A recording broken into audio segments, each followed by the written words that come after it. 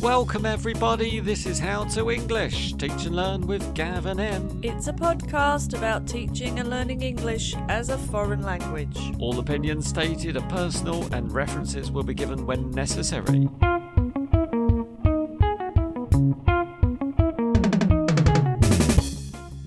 F, Gav. F. FB? No, I was not going to mention the F word, actually. No. Well, you already have. So F for Season 6, Episode 6 of Gav and Em's How to English pod. The A-to-Z of EFL, and today's letter is F. Not the F word, as you've just said. Words with F. Words with F. Starting with F, preferably. Beginning with F. Have you got anything to say before we start? I've got loads of F words. Well, that is us starting. Is there anything to prefix the F words? You mean you have to be over 18 to listen to this episode? No age limit. I don't know, we just usually do a bit of housekeeping, but if you're ready, we can just start immediately. I am effing ready, Em. Oh, you're not going to talk about that. Well, let's just do it. If you want to talk about the F word, I have got the F word written down. Not actually written down. I've got F***. I think we've already covered the topic of swearing, and I don't think we have to come back to it, Em. We don't. We don't need to, really. I don't remember what episode, but yeah, go back, listen from the beginning, just to everything, and you'll come across us discussing swearing. Students swearing. We didn't talk about teachers swearing. Teachers don't swear. Do you never swear? Well, maybe occasionally. I think sometimes there are moments that call for it, but maybe under your breath. Are we now talking about swearing, Em? What were you talking about? Because that does not start with F, that starts with S, and that is a much later episode of our pod. Well, stick around for the S words, and you might hear us talk about swearing again, or F words again. Em, have you got any Fs for me? Indeed, I have. So, my first F word is flop. Flop's the first one. As in flip-flop? No, as in flop, as in... Fail? Fail. I have fail as well. You have fail. Oh, well, fail and flop are the... I was going to avoid it, but now you've brought it up. Fail and flop go quite well together. Have you had a flop recent? No, that sounds rude. Have you had a lesson that flopped recently? I have abandoned some activities or found that simply doing half the activity was sufficient for my students. Go back to the one that you abandoned. What did you abandon and why? Well, it kind of was the same, because one of them I got halfway through and thought, oh, they know this. And the other one was kind of not working, so I again stopped halfway through. The first example is a good reason to stop.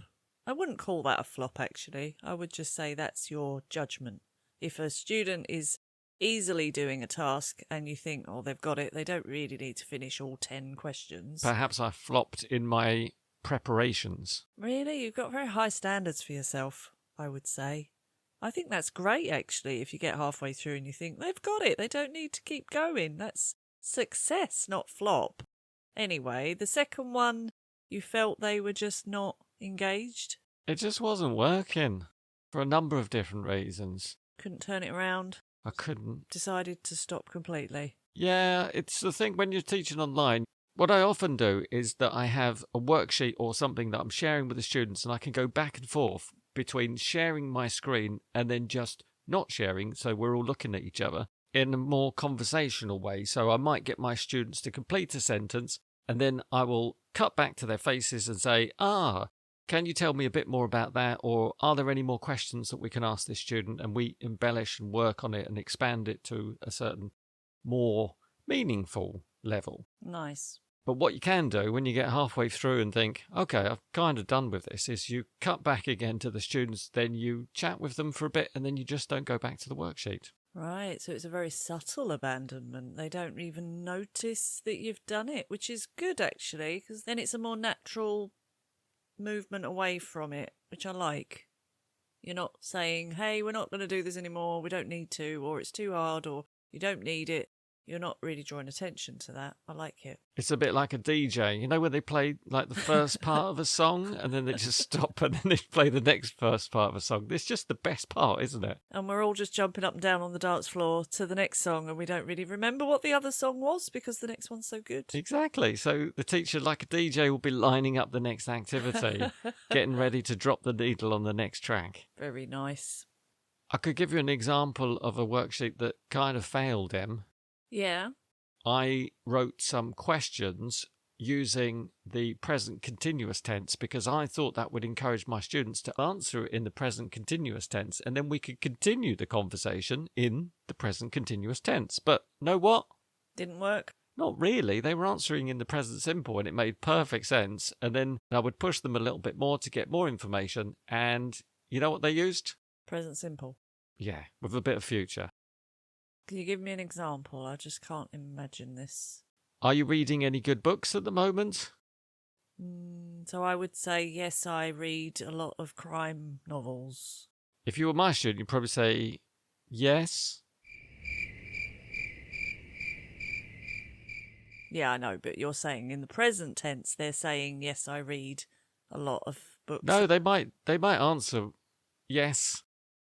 A good book by this author. Okay. The book is called, what's the book about? And then we sort of go into present simple. Yeah, I see what you mean. Yeah, there are ways to bypass it, which I find a lot of my students do. They just don't like using tenses if they can help it. And any book you can talk about in the present, or the present continuous, or the past tense. So they have got a few options there, but they do tend to go for the easy ones. Have you got any examples of a lesson that flopped? Well, yeah, I've definitely had lots of flops, but the last lesson I had the end of last week, I didn't set the task up very well. I think the students didn't really understand what I wanted them to do. So I had some pictures, and under the picture was a sentence starter. How would you ... So the student had to come up with an adverb, which was really good, like slowly, carefully, quietly, but then make the sentence about themselves. So the picture showed someone with their hand on a tiger. A tiger? Yeah. So the student has to come up with the action and the adverb. And the sentence said, how would you... Wow. So from what I've said, do you understand what I want you to do? What level am I? You're B1. Probably. So what would Let you me say? guess. I would touch a tiger gently. That's exactly what I wanted. Carefully? Yeah, but they were saying it as a question, like, how would you touch a tiger? Which was fine. So then I said, okay, another student answer that. And then they had to say the answer, as you've said. But that wasn't the real idea. I wanted the student who was making the question to just say, I would do it this way. Okay. And it just got a little bit hard for them. And then I think they did understand, so they started switching it, but then the other students would answer, and it was all a bit of a mess. That does sound a bit messy. Just didn't give clear instructions. I should have demoed it, is what I should have done. With one of the students? Well, yeah. And in which case you would have to choose the strongest student. Probably a good idea. And hope it doesn't go wrong. But then I guess if it does go wrong, then you know how the rest of the activity is going to go. And that's part of the lesson, isn't it? It's going to flop. Yeah, but if you don't demo it right, you continue until they understand what they have to do. I think that's the point we're at. We don't just continue thinking, oh, they'll pick it up. Sounds like a slippery slope, Em, where you're just trying to get some grip and then you just slide down that slope and all of the students come with you. Yeah, just needed a little toe hold, but it wasn't there. Thanks for sharing that flop with us. I have the word feedback. I have feedback too. Would you like to tell us how you like to feed back your Feedback? students' gurgitations? I don't know if that's a real word. Is that a word? Gurgitation. Of course it You're is. getting regurgitation, so the word gurgitation must exist. Check that word, please.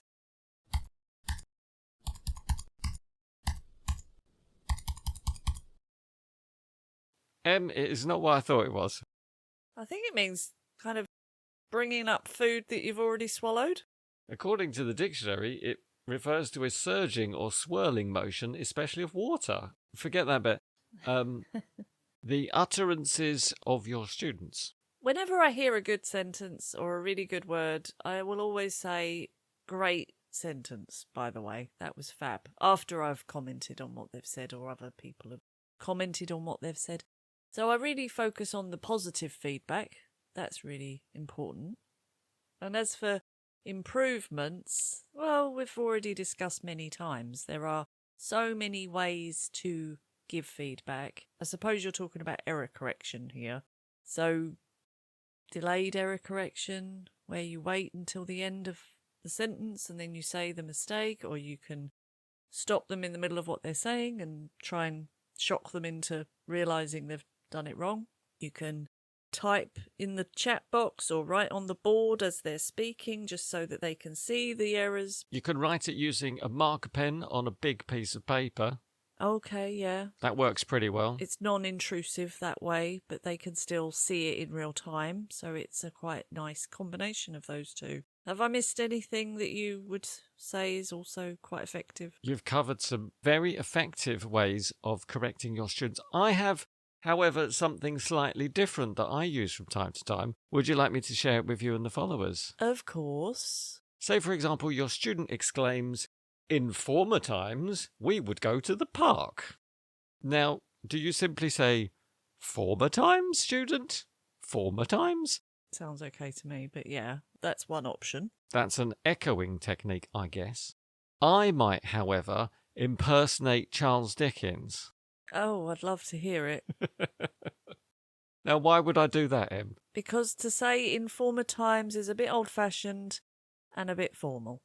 So I might stop my student and say, "For when I was a child, in former times, we would go to the park." Oh, if you've got a good relationship with your students, definitely, but it does sound a bit sarcastic.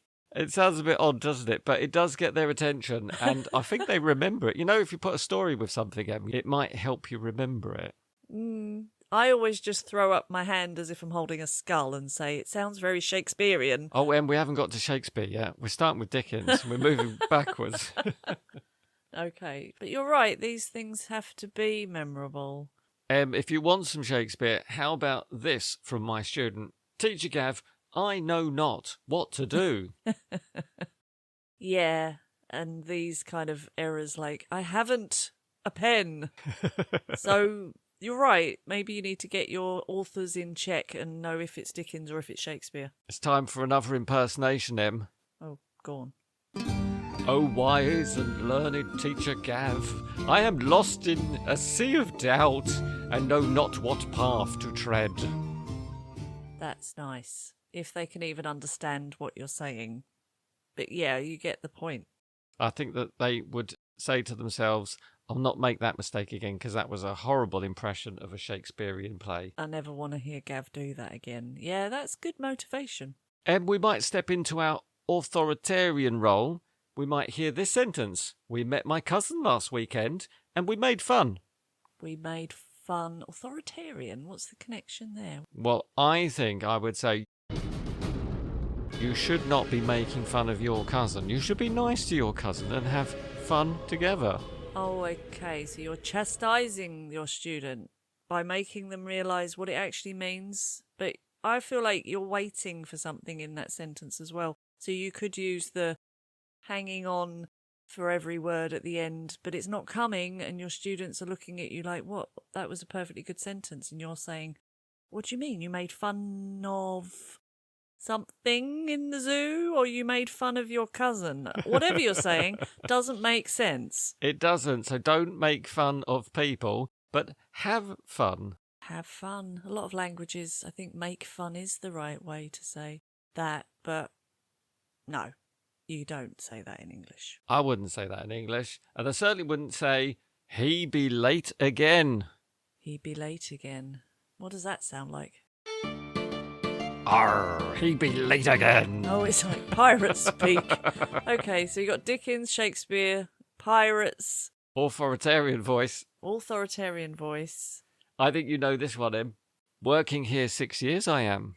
That would be Yoda. Yoda English, give us an impression, Em. No, I'm not doing these.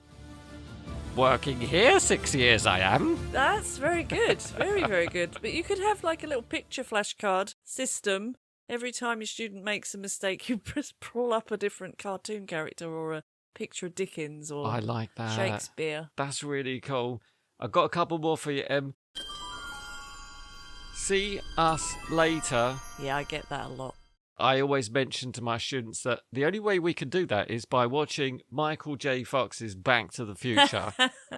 That's the only way you are ever going to see yourself. And you might be playing a bit of rock and roll music there too. So that fits also. These are all very good little triggers. I don't know what the right word would be, but just mnemonic ways to remember. And your students will not even need you to explain eventually. You'll just have that picture of Michael J. Fox and they'll know the mistake. That's it. And finally, your countable nouns. Remember, these do cause problems with students. If I hear the words informations, equipments, researches, luggages, I say to my students, is that one information, two informations, three informations is, four informations is, five? You see where I'm going with this, I do, but I can imagine my students just nodding enthusiastically, saying, yes, that's exactly right. Even students know you don't have three informations is. I wouldn't be as confident with that one, but what is that technique called? Just extra S's? That's just being funny in order to stop somebody else from making that terrible mistake, Em. Nice, though. And it does go into my next F word, which is fossilised errors, which I would say your techniques are exactly what we need in that situation, because these errors are so everyday. They happen all the time, and you need something different. You need an archaeologist there, Em. You do. You need to dig deep to find them. But how do you get to them? And if you just keep correcting... I think we've found them already because we hear them every day. Well, you gave us some good examples, but I think if you just keep correcting in the regular way, your students are just going to keep making these errors. So you've got to do something. And if it means going to a costume shop and buying a ruff to put round your neck every time they say a formal sentence. Or put a parrot on your shoulder and say, "Arr, that be wrong." That's it. Then you might need to do that. And also going into another F, you could use those, as I said, the pictures of the movies like Back to the Future. Put it on a flashcard. F for flashcard. F for flashcard. You could hold up that card every time that error happens and you're not stopping them, but you're going to get really annoying. Your students will just think, stop showing me that card. You say, well, I will if you stop making that error. I think that's going to work, Em. I've got students, and if they see me making the I shape with my lips, because I'm going to say the word informations. They don't even need to see you or hear you. They just freeze. See the first little bit of that word in your face and they know what you're going to say. Yeah, you've got to get under their skin. Got to irritate them, because I remember when I was a teenager and I used to say the word like all the time. Whenever I spoke, it was like I had to say like every time I said anything, you know, like. And yeah, I think I've told this story, but my dad used to just say every time I said like, he'd repeat like, and it got so annoying, but I did stop. That's a good technique. I don't know if I'd do that with my students every time. It's a different kind of error as well. I don't have students that do that. Not too many likes. No, and if it was something like informations, you would just repeat it and it wouldn't sound weird. It would just be you saying informations. But it does get annoying. Then we go back to the traditional method, but I think I like your new ones. I have written fast English learning. Fast English learning means intensive courses?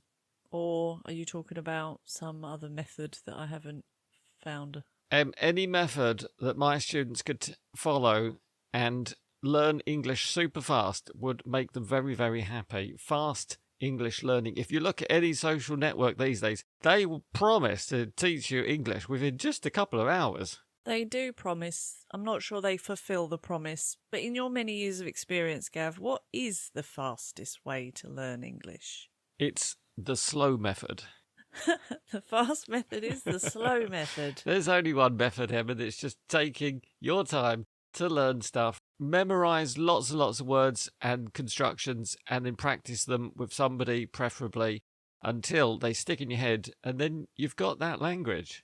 Yes, Gav, I agree with you that if you want a deep knowledge and a real holistic view, then that is what you need. But I have met students who do have, let's say, a small repertoire of phrases and words, and they sound amazing.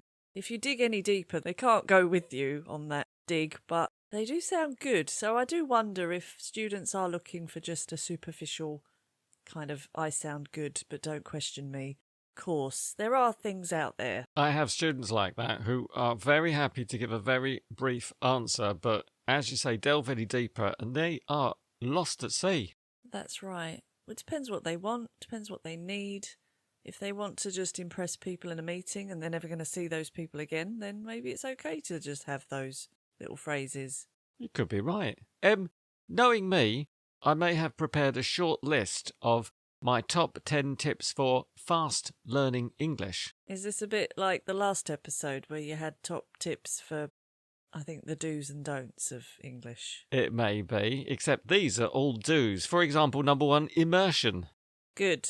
Number 2, speak regularly. Yeah. Number 3, use spaced repetition systems. What's a spaced repetition system? It's hard to say that, actually. There are tools like Anki, A-N-K-I, or Memrise, M-E-M-R-I-S-E, to reinforce vocabulary and grammar. Check them out, SRSs. Oh, so it's an app. Yeah, they do work. Number 4, focus on high-frequency vocabulary. Yes. Everyday language. 5, practice in context. Yes, don't give a presentation in a coffee shop. Get it right. Ask for a coffee is what I mean. Get it right. Appropriacy. You've got to get the right thing at the right time. And take your students to the zoo if you want them to learn the names of animals. Don't take them to the supermarket. No, that could work. That would also be good. That would be meat, though, not animals. 6, immerse yourself in a language environment. Was that not like the first one? It sounds like number 1, doesn't it? Immersion. Number 7, use technology and apps. We do like our apps here at How to English Pod. Number 8, learn grammar through use. Through use. Yeah, I agree. Very good tip. Again, have you seen a penguin before? I saw one last week. I'm going to see one next week with my friends and teacher. And that is demonstrating just different tenses using the word penguin? What are we doing here? We're at the zoo, Em. Oh, that's tied to the in context thing. That's it. 9, set clear, achievable goals, Em. Don't bite off more than you can chew, but also don't underestimate yourself. It's hard to know, isn't it? But maybe just after month 1, you'll know what you're capable of. Find your limits and then push yourself just to that point where you're going to give up completely. But you got to know when you're going to break, which is hard. Finally, practice active listening. Now, I like this tip, Em. Very good. Are you actively listening now? I hope I am. Or are you instead thinking about what you're going to talk about next? No, I am thinking about just this topic, and you can tell if you're actively listening, because as you say... I can tell if I'm actively listening, but can I tell if my student One can tell. I think you can tell. The eyes, it's in the eyes. The eyes are moving around. That's the subtle thing. Sometimes they're just yawning and looking at their phone. Then they're not actively listening. But both teachers and students, very good tip. Actively listen. The world needs to do that more. That is a very good piece of advice. Gav, I've got one more. Fillers. We talk about fillers a lot. I'm not talking about teeth. I'm talking about you've got 5 minutes in a lesson to fill. I thought you were talking about the last thing, which was like... Oh, also, those are fillers. Yeah. No, not those sort of fillers. So we're at the end of a lesson. We've got 5 minutes and we don't want to do the chit-chat. That's fine. On a normal day, you could just say what you're going to do next, or how's your day going from now on, or talk about the evening coming up, or I don't know, the weekend if it's coming. But I'm just thinking if you've got a 5-minute game that you could think of instead of just a chat, F for 5-minute game. F for 5-minute game. There's actually a book, 5-minute activities. Have you got any of these up your sleeve? I am wearing a very short sleeve top today and nothing is popping out of those sleeves. All right, well, I've got one. And I think we've already mentioned A-to-Z games. So can we demo this, Gav? You need a filler for 5 minutes. This is always a good one. No prep. One thing you have to think of, and that's a topic. Think of a topic.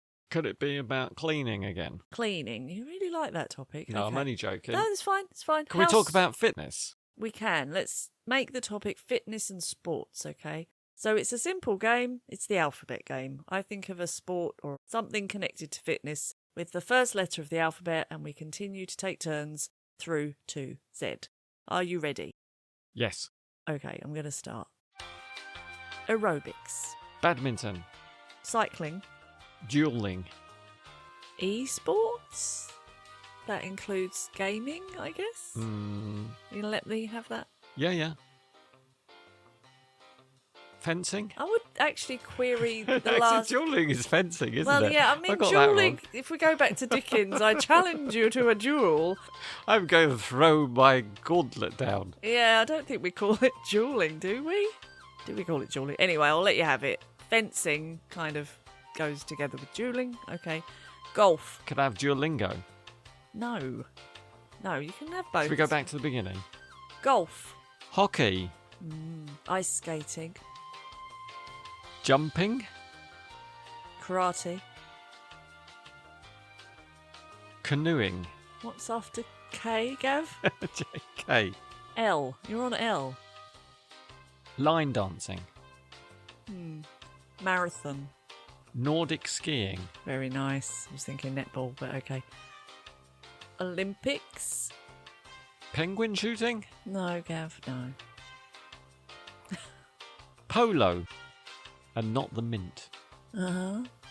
Oh, Q is hard. So maybe here I would actually have to step down. I can't think of one with Q. Q. Does this mean I win? Wait. Cool. I think my answers were very questionable. Questionable is good. That starts with Q. Quad biking, Gav? Would you accept that? I definitely would accept quad biking. How do you know that? Well, I mean, it's 2 words, but technically it's a sport, isn't it? Very technically a sport. Riding. Swimming. Tunnelling.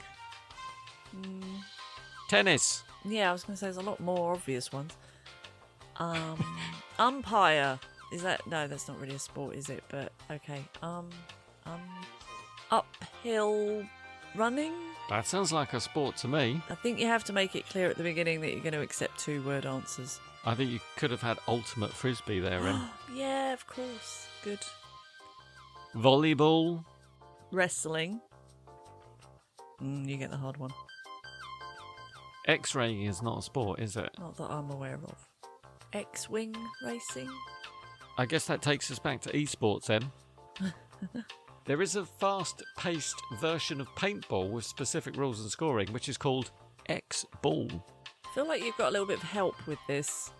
Yeah, I cheated on that one because I just don't know any X-named games. X-ball. Okay, X-ball is good. You could always eliminate the hard letters if you want, just to keep the flow going. So I'm going to say yoga.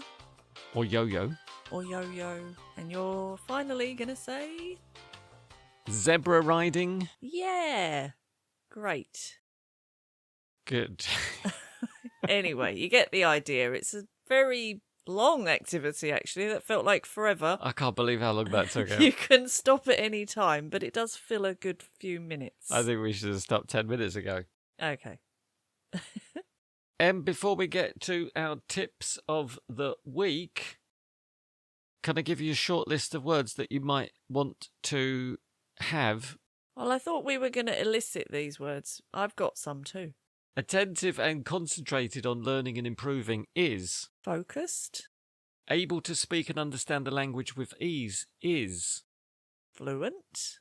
Approachable and willing to engage in conversation practice. Friendly. Willing to take risks and speak without fear of making mistakes. Ooh, How do I spell that word? The transcription. Sorry. Fearless? Yes. Is it? Oh, good. And finally, shows genuine curiosity and interest in the language and culture.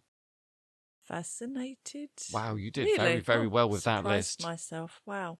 Okay, what about mine then that are left over? Making somebody produce language that would not normally be in their vocabulary. Forcing. Having context, making a story to go with the language in a picture, so to speak. Framing. Very good, yes. What you do after an activity, or maybe in the next lesson to make sure the students have remembered everything, or you want to just continue doing something after you've learnt a word or a grammar structure. It's not revised, so it must be follow-up. Very good. I need to do the lesson next week, but I can't do Monday. Are you free on Wednesday or Thursday at exactly 2:13 p.m. in the afternoon? Is it to feign busyness? No, your students Fob somebody want off. your students want you to be Flexible. Yes. And finally, some language like Shakespeare, Dickens is far too Formal. Okay, that's my list. That's it. Don't use formal language in an informal situation like a chat like we're having right now, Em. That's right. Are you ready for your tip of the week? We need a new jingle. Yeah, I have got a tip, and my tip is to fact check. F for fact check. Yeah. Us teachers have a lot of power. We do say things a lot that are just not true. We have to fact check our information, not just fact check, but update our fact check. So even if it was true last week, it might not be true this week. So just be careful when you state things like you know them, or even if you're doing an activity from a book, because sometimes they can have general knowledge quizzes in them that are just not right anymore. They become very dated, don't they? They become dated very quickly. So I always question what I'm giving my students, and if I've got time I check a few things just so I know that I'm giving the right information. I've even done it after the lesson where I've felt like something might have been a bit dodgy. Is that when the student said, I'm sure it's 10,000, and you said, no, the student's book says it's 1,000, you are incorrect, student. That is exactly it. The books have got numbers like how many people work at Dell, and it's back in 2018, so you need to just put that in as an after comment, and now it's not that, now it's this, and Google it and get your students to say how many it is. F for follow-up. Yeah. That was a nice tip. Fact check. I have my final F word in the tip of the week is F for friends. Friends. And I'm not talking about the teleseries. Just about to start singing then. No. So, well, Friends is good for English, the TV series. It is, but I've got something even better, Em. Real Friends. No, Oh. even better than Real Friends. E-Friends. E-Friends. They're not better, Gav. They're not. They No are. matter what they say, they are not better. They are, Em. For example, you've got Microsoft's Copilot, Google's Oh. Gemini, Oh. OpenAI's ChatGPT. You can become best friends with these e-friends, as you just called them. Can I just say I wouldn't classify them as friends? Can we say assistants? Go back to A. I know it doesn't fit with the F thing, but I'm not sure friends is the right word. But okay, for the purposes of this podcast, we'll say they are friends. Let me describe them to you, and you tell me if these are friends or not friends, Em. They are always available whenever you need them. Yeah. They give you advice, Yeah. often good advice. Yeah. They can teach you English. Depends on the friends you're thinking of, but yeah. Okay. How is that not a friend? Yes, they are. An enemy would teach me bad English, but Oh. a friend, a true friend, would teach me good English. Mm. And not only English, but any language. In fact, I have seen and heard these AIs teaching various different languages to many different people who are curious to see whether they could learn a language using an AI. I'm sure it's possible. I know they're fantastic, and they are very natural these days. It does sound like you're talking to a real person. You can even ask it to speak slowly if it's speaking too quickly, Wow. and you could ask it for some feedback follow-up. And you hope it's fact-checked the information too, so you can always ask where your sources come from. And they will tell you, because it's The internet, not just some random person down the pub. Am I describing a friend or a not friend? You are describing a friend, but what I will say is the one thing AI can't do at this point, it may be able to do it in the future, but it can't tell me if I look good in this new dress. Let's stick to teaching and learning English for now. We'll come back to your new dress later. Okay, Gav. Friends in inverted commas. I'll take that, Em. And I think we're F for finished. F for... This is a family show. Em, I'm feeling fantastic and am going to fade away. Oh, farewell.